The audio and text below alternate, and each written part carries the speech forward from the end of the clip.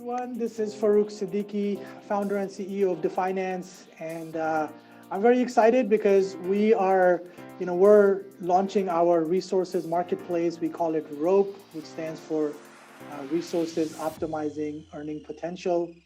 And I have with me today Kiley Summers. He is the man in charge behind SpenDebt. So SpenDebt is our first partner of ROEP, and we gotta see building a very strong rope, a whole concept behind the rope, and each fiber of the rope is what makes it strong. And so, Kiley, you are that first fiber, or at least the official partner fiber of rope. So welcome. Thank you for taking some time out to talk to me. No, I appreciate you having me. Thank you for extending the invitation, and glad to know that I'm the first fiber. Want to be able to support you.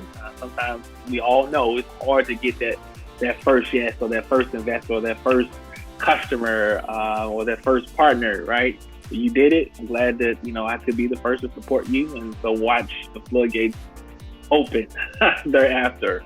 Absolutely. So No, I'm excited to be here. thank you for that. And of course, it's about supporting each other. So we want to help you as well, whatever we can.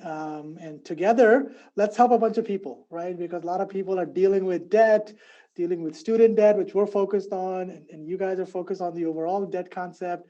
So we'll get into all of that. But one of the cool things about being a founder is that, which I didn't realize until I've kind of got into this thing, is they all talk about the origin story, which is cool Yep. because we're like superheroes. They have origin stories too. So let's hear your origin story, Kiley. How did this all begin? Man, I would have to take you back, some decades. But I'll give you the cliff notes. So really, it's coming from humble beginnings, Farrukh, and watching my mom raise three boys and struggle with finances, and right, the old saying still today is like financial education is not taught at home, or how to deal with money is not taught, right? And so unfortunately, those things translate into adulthood, and that was my beginning understanding of what responsibilities we have as parents should have for kids, and it was tough. But my mom overcame. Obviously, she raised me, but I really got a firsthand direct relationship with money after I graduated from school, with the engineering degree. And a year later, man, between my wife and I, we had over $100,000+ of consumer debt. Really, over 140,000 to be Wow. more specific. And at that moment, right, when you are beginning to like lose it, like, man, how am I going to pay all these things? You know what I mean? At that point, I was living check to check. Like, man, what is happening? I thought back to how I grew up. It's like, man, I got to change something. And so from that moment, my wife and I, we really began to focus on, becoming debt free, or really paying it down one debt at a time. And we wasn't perfect in the process, but we became better at it. We got better at it. And once we continued to focus and work it down, eventually we became debt free. It took us 7.5 years. We became debt free. Oh, And that's awesome, man. Congrats on that. amen, brother. And then the year we became debt free is 2015. At the top of that year, or going into 2015, I declared, a year of faith for our family. Didn't really know what that meant. I was still working as an engineer. 2014, I had lost my dad. I was just looking to do something different. My wife was just like, "Quit your job." I'm like, "Quit." She was pregnant at the time. It was a lot, but this was the story. This was the journey. So we had this conversation in March, right? We know in January I declared the year of faith. May, I finally built enough courage to quit the job as an engineer, right? And at the same time, we were transitioning or becoming debt free. And it was so gratifying and so liberating to be in that space. And we were celebrating and just telling our friends and close family about our journey. And we realized, man, it was other people suffering. And so really God planted this idea of spend that in my head. I ignored it at first. I was like, I called a few people, just think about this, you know, uh, and they just like, I don't think it's gonna work. And so I just kind of put it to the side, but it came back, Mm. and I paid attention to that voice. And top of 2016, we began to focus on it, and here we are today. And so for the viewers or for the people that's listening, what you might want to know, what is SpenDebt, right? And so Yes. real quickly, SpenDebt, we are a financial technology company designed to assist people to pay off debt, leveraging micropayments through everyday transactions. So yep, you already thinking it in your head. So I mean, when I go buy a cup of coffee, I can add $1 to that transaction or anything greater than 50 cents, and then to go towards my student loan debt, my credit card debt, my auto loan. Yep, that's exactly how the platform works. So how much of a difference does that make? Like $1.50, does it really add up to make a big difference? That is a fantastic question. Absolutely. Yeah, it's a big time. You can, on our platform, you can set your micropayment to be anything greater than 50 cents. We have customers, they have $1, $5. We have a customer who had a $25 micropayment. What they realize is they don't know how many transactions they have in a month. We have some people who have 10 transactions a month. We have some customers have close to 80 or 100 transactions in a month. So you told me that the dollar add up. It adds up pretty quickly and pretty fast. We average today $80 a month paying towards the consumer debt of the customer's choice. And so it does add up pretty quickly. I mean, obviously, I use the platform myself just to make sure I test it out. Right, we don't have any debt that we're paying down, but we can see how much we accumulate, and it's a lot between the transactions that I have. So that's like $1,000 a year, almost like free money, just wipes your debt down, right? Without even you doing anything, like actually making a payment, like official payment towards the debt, so to speak. Indeed, and if I could just give an example of why it's important, right? So you ask how does it add up quickly? It does. Think about a person who has a $500 credit card. It's maxed out per se, and it's a 19% interest rate credit card, and they're paying $13 a month. Well, that's the minimum payment that the credit card company is asking for. If they pay the $13 a month, it's going to take them 5 years to pay off their credit card. 5 years to pay off a $500 balance at $13 a month, right? That's the trick. They want you to stay, paying the minimum because you're going to pay that $500 maybe twice. But if you spend it to help you, to your point, if I'm doing $80 a month, I can get that thing paid off in 6 months. Yeah. Right. So the point here is we help people accelerate their debt payoff, right? At an affordable rate that you want to do, because you could define it. You can define what that micropayment is. We allow you to budget. If you don't want to spend no more than $25 a month on our platform, you can budget it at that. So it is stopped once you reach $25. You have the control on our platform. And so I wanted to share that. So do they control which debts, like if they have multiple credit cards or which transactions? How does that part work? That's a great question. So yes, right now the user does control that, and it's totally their prerogative on what they want to pay down. Right now we have one bank account to one debt account. So for customers, so you have a Bank of America checking account, and you want to pay your Sallie Mae student loans, you can do that, or you may decide you want to pay your MasterCard credit card. You can pay that, but it's one bank account to one debt account as we are set up today. So you know how Tony Stark was always making that Iron Man suit better? So yep. What are the plans for SpenDebt, right? What are you tinkering with to make this better? Man, it's all about customer experience, as we all know, right? The customers always, they always are pushing us to get better, and that's any company.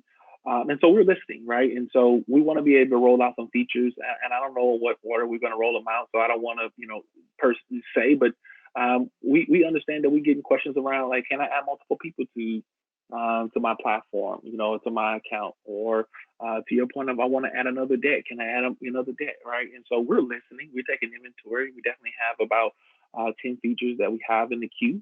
It's just a matter of, which one we want to deploy next. But we're listening, and it's definitely important to keep an ear to the customers, because they are the reason why we are in business. We want to support and help them. Yeah, and for our listeners and who's watching this, what Kiley's talking about is product market fit. How do you make sure your product fits with your customer, and that's what every startup has to kind of go through. in this early part of the journey, right? So kind of coming back to your origin story for a second, it's interesting that what I liked about what you did was, I would call this like responsible entrepreneurship. Because a lot of people will just jump into entrepreneurship and ignore the life around them. Like, what if you had done that 3 years before where you had all this debt? You first took care of your life, you got rid of your debt, you took care of your responsibilities, and then you took the leap. And because it is a big leap because you're giving up your income, you're leaving your job. Kudos to your wife for supporting it like she did, right? Amen. So talk about that a little bit too, right? Because to me, I want to get that message across to a lot of people, especially a lot of younger people that want to be entrepreneurs.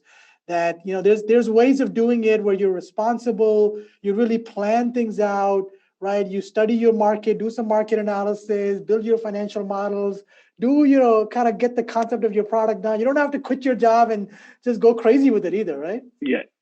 So it's funny you say this, Farrukh, and thank you for the compliment. I don't know if we were thinking like that. I don't know if I was thinking to be an entrepreneur, right? I just wanted to do something different. I wanted to not do engineering, especially after losing my dad to a master stroke the year before. I just wanted to just go, change industries and change careers. But to your point, yeah, we became debt free, and so just like you are helping to relieve student loan debt from your customers, it, debt unlocks different things that you can go and do in your life, right? Because you're not a slave to that student loan, you're not a slave to that auto loan, you're not a slave to the credit cards. Right now, that money can be a resource for something else, right? And for us, it just happened to be, hey, now we can put money into a business and we can become an entrepreneur, all right? And to truth be told, we were going after a home healthcare business at first. That was my, right after I left, engineering, I was going down the path of sort of in-home healthcare business before I really put, concentration into SpenDebt.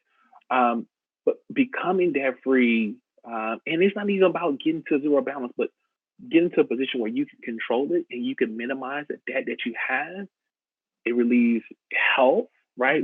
We think about our physical health, right? Or now in this day and age, like being in quarantine and being in this pandemic, right? Our mental health is taking a toll, right? And we know there are a million people around the country and the world are thinking about how they're going to make payments. And so becoming debt free, it just really gives you the ability to take the load off, the mental stress, the physical stress. And I'll say this, the last thing I'll say is when we got better at our finances, we physically and mentally got healthy because we had more time to do those things. I wasn't thinking about, I got to go to work and I got to get more hours, or I got to go create a side hustle. No, it really unlocked it and allowed us to really spend time in the gym. And so it's an amazing thing, but we get it, right? We've been there, we've done that, and I'm just glad to be liberated from it. And I want to help other people achieve the same thing.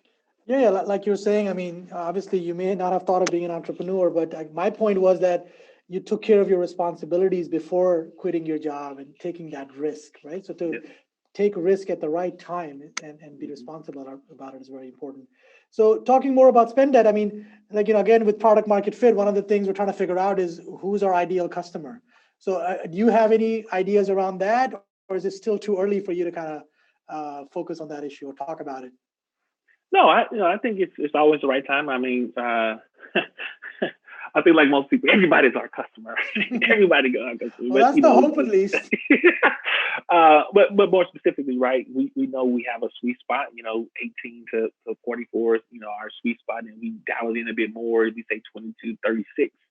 One is the ease of use of the technology that that they're familiar with, right? Or the same onboarding process, right? So if you on the PayPal or the Cash Apps of the world, right? It's the same process for us to onboard. And so it's nothing different. And so, millennials or the younger demographic are used to this type of technology in the financial service industry or the financial technology industry. And so it's more attractable to them, and they can really do things on their terms. It's the micro payments. It really what matters, right? And I'm not having to pay $500 or I'm not paying $1,000. That's not digestible. And so we we wanted to create a product that was digestible and breaking down those larger payments into smaller bite sizes. And we've been able to attract the customers in that demographic age range. Cool. So I'm assuming the amount, the micropayments, they can change anytime, right? They can make it bigger, smaller, whatever they want to do. Okay. Absolutely. All right, awesome. So, because once you get into entrepreneurship, it usually what I've discovered from most people, it's a passion. It's something that you live, eat, breathe 24/7, sometimes even, right? So, what really inspires you to do what you do, right? Like, I mean, like, what is it? Just the debt? Is it like? Is there? Tell me a little bit more about that. Like, what really inspires you? What gets you up in the morning to go, man, I can't wait to get started? It's a loaded question. First, it's a loaded question. Unloaded for me, man. Unloaded for me. So, I think originally it was, again, you get this vision, right? That's really not your own, and you have to steward this vision, right? And stewardship comes in a multitude of ways, whether you're a father, whether you're a mother, brother, sister, husband, wife. Stewardship, you steward in those relationships, or steward and being responsible for what you have, and that's a whole different beast. But sometimes you're called to do it. What inspires me to keep going every day, though, is I have a family. I have a wife who has sacrificed so much and still sacrificing. Right, we have a 4-year-old daughter, and we're expecting another baby, here or next year. Right on. And so when I look just in my home is like, how do we do it for how do I do it for our family? Right. And my wife and I are co-founders, so we think about, generational blessings. My dad used to say when we were kids and growing up before he passed, he said when he dies, he wanted all generational curses to die with him. Right. So I took that as I need to be establishing generational blessings. And how do I do that? Right. And now I'm in a position where, we can grow and develop a business to where we can develop and put things in place where we can pass along generational blessings. That is inspiring, right? And one wise man once said, if you don't step into your purpose, right, whatever that purpose may be, right, you can make a whole generation miss their blessing. You know what I mean? So when I talk about stewardship, that's what I'm thinking about. If I don't do what, I've been given, will I make my daughter miss her mark? Right? I know what it feels like to be the first generation graduate, having that, but what if my daughter started at the start line? How far could she go when she have kids and when she have her family, right? How do we set the next generation up? And so I don't want to miss that mark or miss the opportunity to extend that blessing to, the generation that's coming after me, and obviously directly impacting my kids. Awesome. I mean, yeah, we should talk more about this kind of stuff more too. This is just fascinating stuff to talk about, and I think there's a lot that someone like yourself can impart knowledge to people from these perspectives. But kind of sticking to SpenDebt, like, what was it like to get that first user, to help that first person? Talk to me about that. Do you still remember who that was, for example, and how did that feel like? Outside of the direct people that's connected with me, or any user story that was early, that you can talk a little bit about. No. I'm thinking like this is why I used to tell my wife. When we was creating a simulation to do the math and make sure the math works, and if we had a functioning business, I used to say to her, I said, I just want to see it work one time. That was that first milestone. Yeah. I want to see this work one time, right? And it was invigorating, and it almost bring you to tears, like a tear of joy. It's like, man, like Elon Musk watching SpaceX send one of the rockets out of space, right? It was that type of feeling, like, wow, it was gratifying, and that makes you just want to keep doing it. Right now, you got to repeat that process. Like, I get better at the process, but you got to repeat that process, right? And so I think it was one of my wife co-workers who was the first person that we didn't know become a user, a customer, and it was just a good feeling. It was just a good feeling, and you just sit back in awe, now. And actually, the other day I was going through like the transaction history, like going to back to the beginning, and just seeing like where we started and where we are today. It's like wow, it's That's impressive, awesome. but you still got. It's just like man, it's you got way more to go. You got a Oh long way to yeah, go. just starting out, just starting out. All right. So I guess the last competition about SpenDebt, and then sorry, question about SpenDebt, and then we'll wrap it up with a couple of the quick questions. So I gotta give you this chance, right? I gotta let you tell everybody how are you different from your competition? What makes SpenDebt stand apart?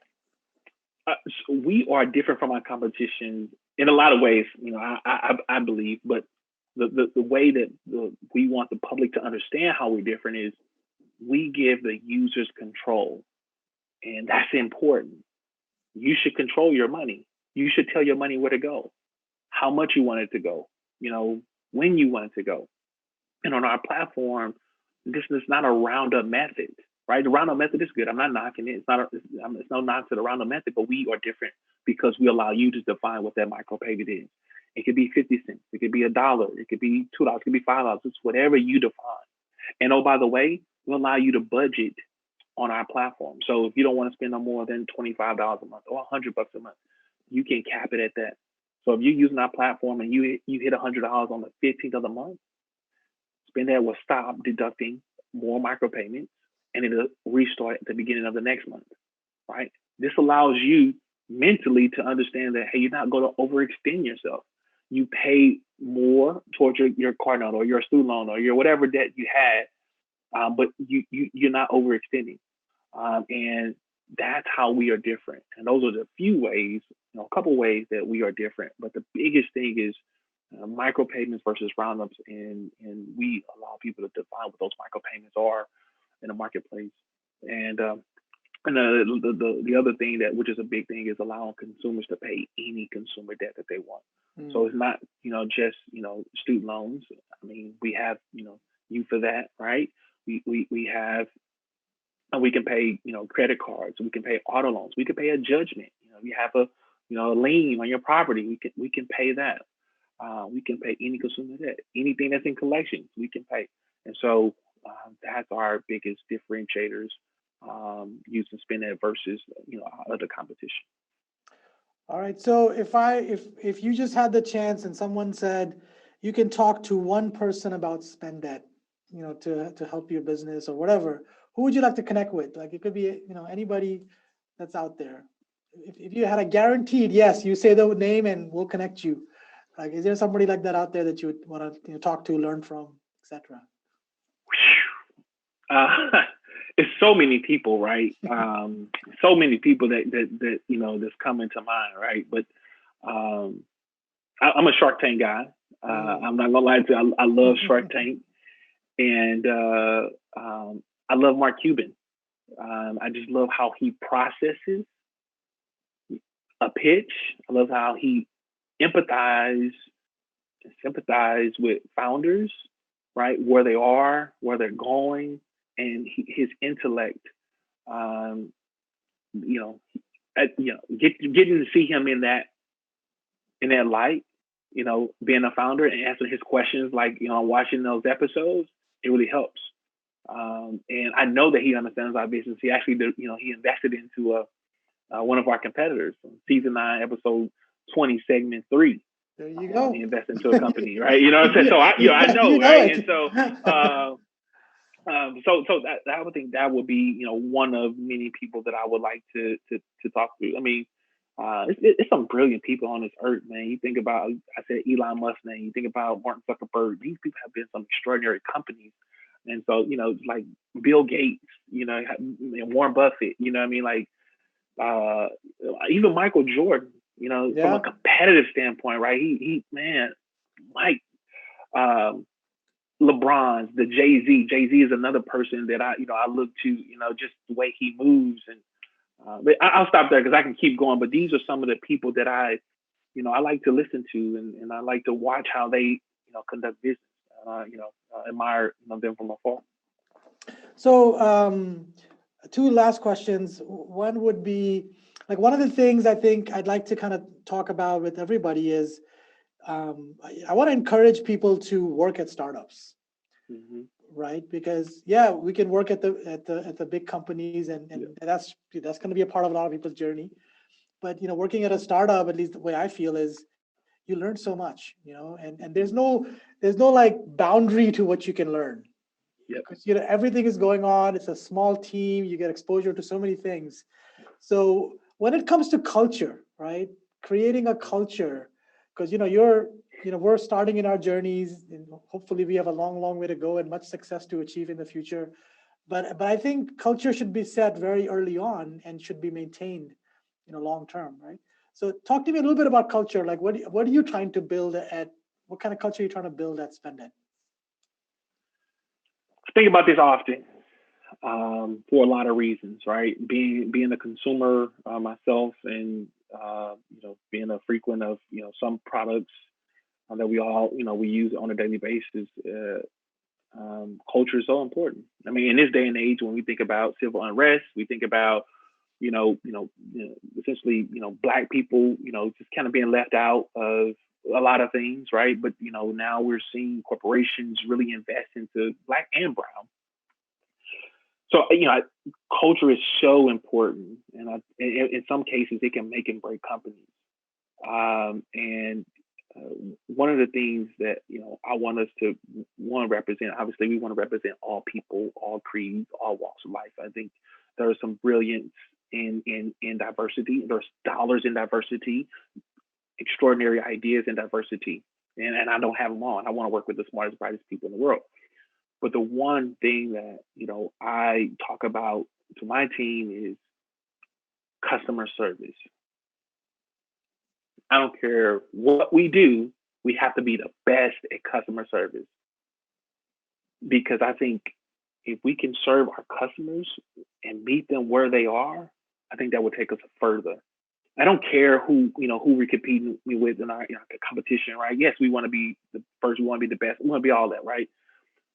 But that's not our measuring stick. Our measuring stick is being the best we can for every customer that's on our platform, right? Are we going to get it perfect every time? No.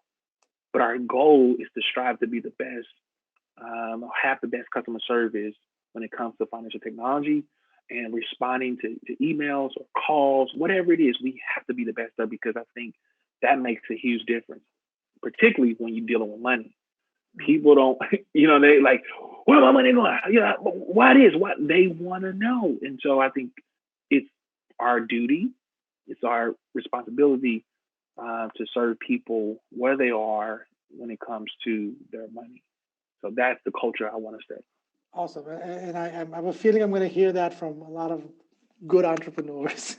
That's something maybe not. Maybe not, but I'm hopefully, that's my hypothesis, that at least the good ones should say the same kind of thing, or in some way, shape, or form. I should have asked you at the beginning, where are you guys based out of? Like, where's the company based out of? And I'll ask you my final big question. Okay. We are based out of Houston. Houston, in Houston, Texas. Yep. Awesome.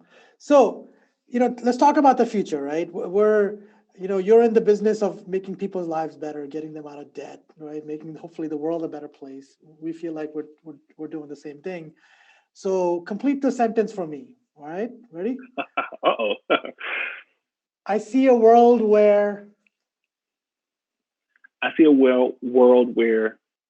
SpenDebt will help 1 million people save themselves from financial fatalities every time they swipe the debit card or have a banking transaction. That's our mission. We want people to control their financial health and not let their financial situation control them. That's the world that we see, and that's the world where we know we can help. We can't save everything. We can't save everybody. But our goal is to help families, individuals save themselves from financial fatalities while they're having those everyday transactions. That's awesome, man. That's awesome. And that's why we're partners, because at Defynance, our goal is to empower financial freedom.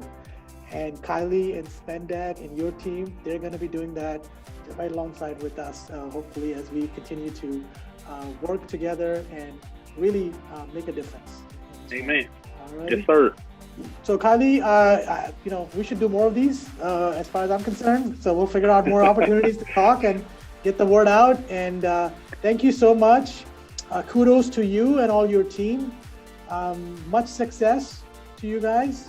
Thank you. Let's work together. Like I said, let's make this world a better place. Make it a better place. I appreciate it. Thank you for the invitation again. Fantastic conversation today, and I'm looking for great things from you, your team, and what you're building, and really shaving down the largest concern right now with student loan debt. So I'm in it with you. Let's go get it. Awesome. Thank you, everyone, for watching. Kiley Summers, Farrukh, Siddiqui, SpenDebt, Defynance. We are partners. We're going to do a lot of cool things together. Bye-bye.